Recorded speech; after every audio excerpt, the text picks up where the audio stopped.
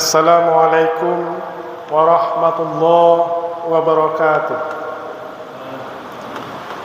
Bismillahirrahmanirrahim.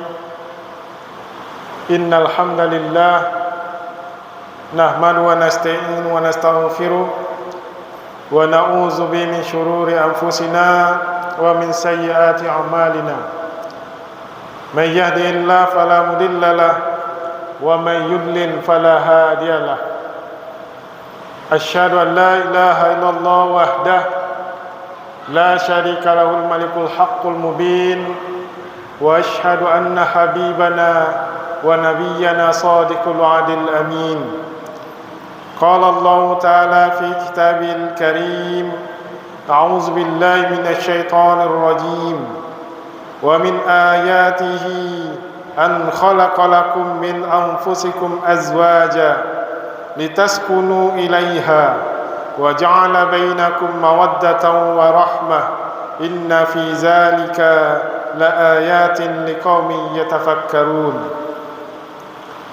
Puji syukur sama-sama kita panjatkan kehadirat Allah Subhanahu wa taala yang telah menimpakan rahmah, berkah, inayah dan hidayahnya kepada kita bersama. Alhamdulillah pada kesempatan ini kita dapat berkumpul dalam rangka berubudiyah kepadanya. Selawat beriringan salam kita doakan semoga dilimpahkan selalu kepada junjungan kita Nabi besar Muhammad sallallahu alaihi wasallam. Bapak-bapak, ibu-ibu, kaum muslimin wal muslimat, sidang jamaah tarawih yang dirahmati Allah. Pada kesempatan ini kita akan memberi judul dari tausiah kita, yaitu keluarga sakinah.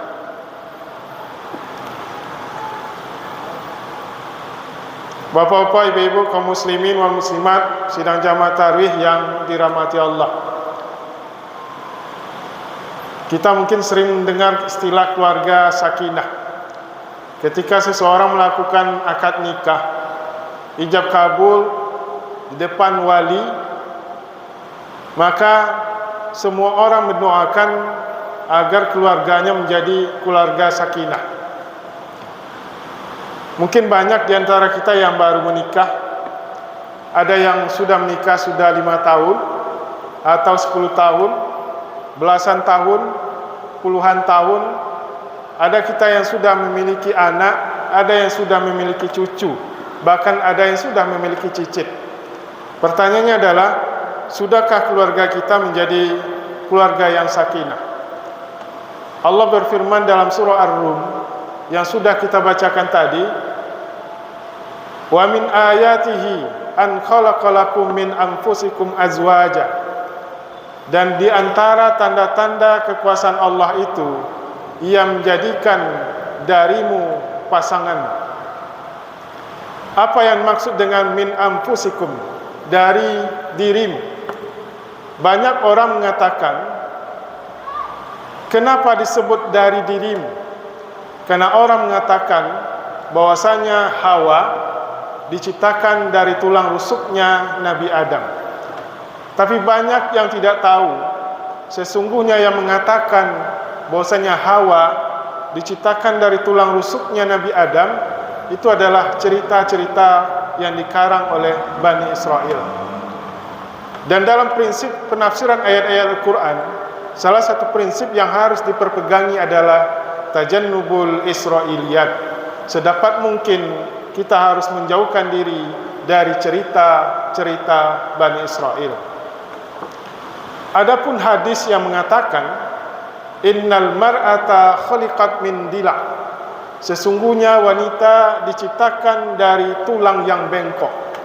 Wa inna a'waja syai'in minad dila'i a'laha, dan sesungguhnya bagian yang paling bengkok itu adalah bagian yang paling atas. Wa in zahabta tuqimuha kasartaha, kalau engkau memaksakan diri untuk meluruskannya, maka engkau hanya akan mematahkannya. Wa in taraktaha fa innaha iwaj, tapi kalau engkau tinggalkan, kalau engkau biarkan, maka dia akan tetap menjadi bengkok. wastausun nisaa bil khair, maka nasihatilah wanita itu dengan cara yang baik. Ujung dari hadis ini adalah wastausun nisaa bil khair, nasihatilah wanitamu, nasihatilah istrimu itu dengan cara yang baik. Hadis ini pada prinsipnya tidak bicara soal penciptaan. Hadis ini pada prinsipnya sesungguhnya bicara soal karakter, soal watak. Apa? Watak wanita bagaikan tulang yang bengkok. Kalau dipaksakan untuk meluruskannya, dia akan marah, dia akan jengkel. Kalau dia salah, disalahkan, dia akan marah. Kalau dia tidak benar, diluruskan, dia akan marah. Dia akan jengkel, walaupun dia tahu dia adalah salah. Itu adalah watak karakter dari seorang wanita yang tidak bisa disalahkan langsung. Sehingga Nabi SAW mengatakan, wastausun nisaa bil khair, nasihatilah wanita itu, istrimu itu dengan cara yang baik, agar dia tidak tersinggung, agar dia tidak jengkel, dan agar dia tidak marah. Masyiral muslimin wal muslimat, arsyadakumur rahman. Cita-cita kita menjadi berkeluarga adalah menjadi keluarga yang sakinah. Lalu apa sesungguhnya prinsip yang harus kita lalui ketika kita ingin membentuk keluarga yang sakinah? Dalam sebuah hadis Rasulullah SAW mengatakan, tunkahul mar'ah li arba'. Ada 4 alasan seseorang menikahi seorang wanita. Yang pertama adalah limaliha, karena hartanya. Yang kedua adalah lihasabiha, karena garis keturunannya. Yang ketiga adalah lijamaliha, karena kecantikannya. Dan yang keempat adalah lidiniha, karena faktor agamanya. Fazfar bizatid din taribat syadak. Maka pilihlah wanita atas dasar agama. InsyaAllah kedua tanganmu akan selamat. Masyiral muslimin wal muslimat, arsyadakumur rahman. Seorang istri melakukan dosa, maka orang pertama yang bertanggung jawab itu adalah suami. Seorang istri meninggalkan sholatnya tanpa alasan, maka orang pertama yang bertanggung jawab adalah suami. Seorang istri melakukan kezaliman, bergunjing, memfitnah, dan tidak melakukan hubungan yang baik dengan tetangga, maka orang pertama yang bertanggung jawab adalah suami. Ketika sudah ada ijab kabul, serah terima dari ayah si perempuan kepada calon mempelai laki-laki, maka pada waktu itu dia sudah memikul seluruh tanggung jawab yang selama ini dipikul oleh ayah kandungnya. Maka tanggung jawab itu berpindah kepada suami. Maka berbahagialah suami yang memiliki istri yang soleha. Kenapa? Tugasnya tidak berat. Maka berbahagialah suami yang memiliki istri yang cerdas, pintar, dan soleha, sehingga dia bisa mendidik anaknya dengan baik. Dia bisa mengajari anaknya dengan baik. Sehingga apa yang terjadi? Tanggung jawabnya menjadi tertolong oleh kesolehan dan ketaatan seorang istri. Masyiral muslimin wal muslimat, arsyadakumur rahman. Maka ayat ini mengatakan, dan di antara tanda-tanda kekuasaan Allah itu, dia ciptakan min anfusikum, dari jenis kamu sendiri. Kalau Adam diciptakan dari tanah, maka Hawa diciptakan dari tanah. Tidak satu pun ayat Al-Quran yang mengatakan Hawa diciptakan dari tulang rusuknya Nabi Adam. Dan itu hanyalah cerita-cerita yang dikarang oleh Bani Israel. Seluruh ayat Al-Quran yang bicara soal penciptaan itu selalu dari tanah, tidak ada dari tulang. Maka penciptaan Adam dari tanah, maka Hawa juga dari tanah. An khalaqalakum min anfusikum azwaja litaskunu ilaiha, agar engkau bisa sukun kepadanya, agar engkau bisa bersenang hati kepadanya, agar engkau bisa merindukannya, agar engkau bisa menyayanginya. Litaskunu ilaiha, secara bahasa litaskunu ilaiha, sakana ila itu berarti mala ila, cenderung kepadanya. Apa maksudnya? Seorang suami yang baik itu adalah suami yang senantiasa merindui istrinya. Istri yang baik itu adalah istri yang dirindukan oleh suaminya. Jadi ada semacam perasaan rindu, ada semacam perasaan kasih sayang yang selalu muncul dan mekar di hati seorang suami. Dan itu adalah tanda-tanda kekuasaan Allah. Sehingga ketika kita bekerja, ketika kita beraktivitas, kita ingin pulang. Apa tujuannya? Bertemu dengan istri dan anak-anak. Inilah yang disebut dengan litaskunu ilaiha. Wa ja'ala bainakum mawaddah wa rahmah. Dan dia ciptakan di antara pasangan suami istri itu mawaddah, rahmah. Ada rasa cinta, ada rahmah, ada kasih sayang. Salah satu Asmaul Husna adalah Al-Wadud. Kata Al-Wadud itu seakar kata dengan kata mawaddah. Allah itu wadud, yang maha mencintai hamba-hambanya. Apa maksudnya? Kadang Allah memberikan ujian, kadang Allah memberikan musibah, kadang Allah memberikan cobaan, kadang Allah memberikan tantangan kepada kita, yang kadang kita jerah, kadang kita lelah, kadang kita capek, dan kadang kita malah mengumpat. Allah menguji kita. Apakah Allah tidak sayang kepada kita? Allah menurunkan musibah kepada kita. Apakah Allah tidak sayang kepada kita? Sesungguhnya musibah itu adalah bukti dari kasih sayang Allah kepada kita. Kenapa? Kalau ujian tidak ada, maka keimanan kita tidak akan bernilai. Ketika musibah tidak ada, keimanan kita dan ketakwaan kita tidak akan ternilai. Ketangguhan dan kekokohan seorang mukmin tidak akan ternilai.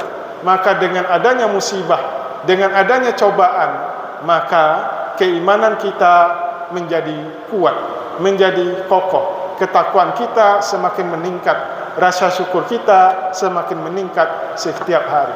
Maka Allah disebut dengan Al-Wadud, yang mencintai hambanya. Dan cinta Allah bukan hanya memberikan semuanya kepada hambanya, tapi ada kalanya Allah memberikan musibah, tantangan, ujian kepada hambanya, agar hambanya bisa sadar, agar hambanya bisa insyaf, agar hambanya bisa menyadari diri, sehingga keimanan, ketakwaan dan rasa syukurnya terus bertambah, dan bertambah.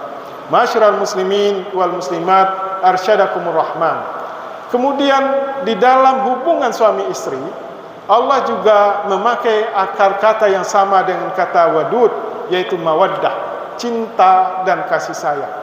Ada sesungguhnya kata lain yang juga berarti cinta, yaitu mahabbah. Tapi Allah tidak menggunakan kata ini. Tapi di sini Allah menggunakan kata mawaddah. Apa maksudnya? Ada kalanya suami itu jengkel. Ada kalanya suami itu marah.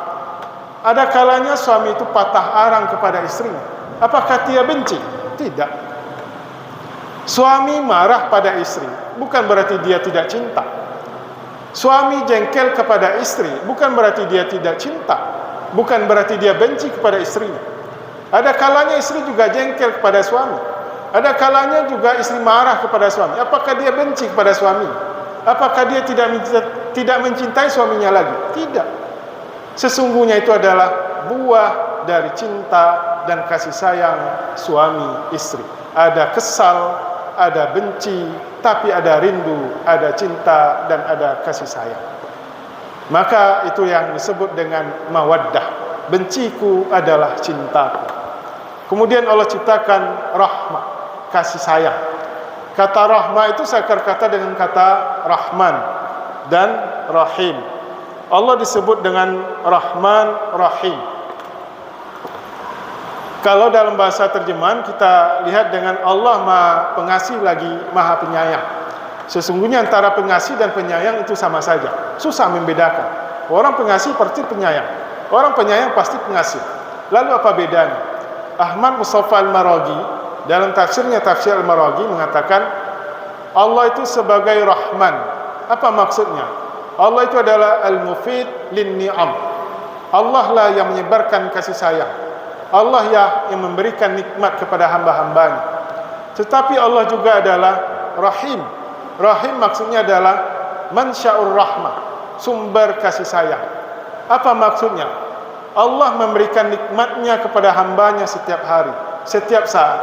Allah memberikan kasih sayangnya kepada hambanya setiap saat. Tetapi kasih sayangnya tidak pernah kurang, tidak pernah habis. Kenapa? Karena Allah itu sendiri adalah kasih sayang. Allah itu bagaikan matahari. Matahari setiap hari menyinari bumi. Tetapi cahaya matahari walaupun setiap hari menyinari bumi dan bulan, tetapi cahaya matahari itu tidak pernah berkurang, tidak pernah habis. Kenapa? Karena matahari itu adalah cahaya itu sendiri. Allah senantiasa memberikan nikmatnya kepada hambanya, memberikan kasih sayangnya kepada hambanya, tapi kasih sayangnya tidak pernah habis dan tidak pernah berkurang. Kenapa? Karena Allah itu adalah sumber kasih sayang. Ma'asyiral muslimin wal muslimat arsyadakumur rahman. Selanjutnya kita melihat apa itu sakinah. Bagaimana cara mendapatkan sakinah? Mendapatkan sakinah itu tidak gampang, tidak mudah. Oh, kita menikah langsung menjadi sakinah dengan doa. Tidak, itu omong kosong. Oh, kita taat, kita soleh, maka keluarga kita dijamin menjadi keluarga sakinah. Belum tentu. Belum tentu. Ada sebuah kisah pada waktu penaklukan kota Makkah. Makkah berhasil ditaklukkan pada bulan Syawal pada tahun ke-8 Hijriah.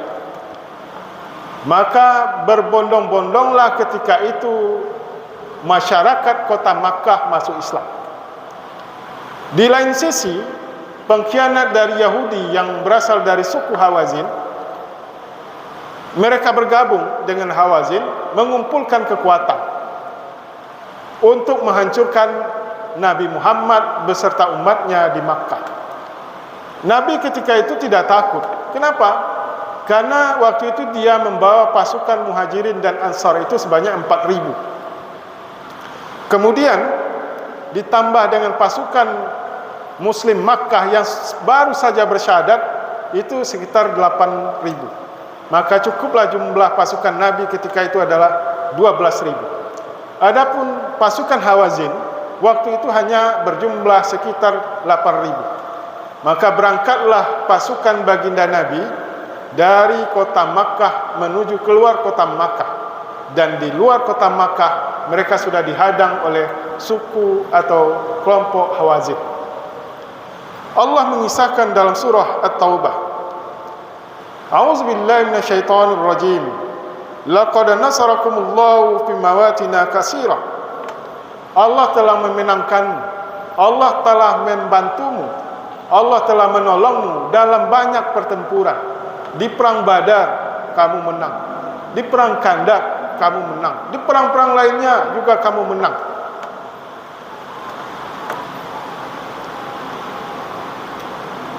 Wa yauma Hunain. Tapi beda halnya dengan perang Hunain. Iz a'jabatkum kasratukum. Kamu bangga dengan jumlah yang sangat banyak. Kamu berjumlah 12.000. Pasukan musuh cuma 4.000. Kecil. Maka kesombonganmu itu telah menghancurkanmu. Kesombonganmu itu telah menghantuimu. Keangkuhanmu itu membuat kamu kalah. Lalu apa yang terjadi? Falam tughni ankum syai'a wa daqat 'alaikumul ard. Jumlah kamu yang 12.000 itu tidak berarti.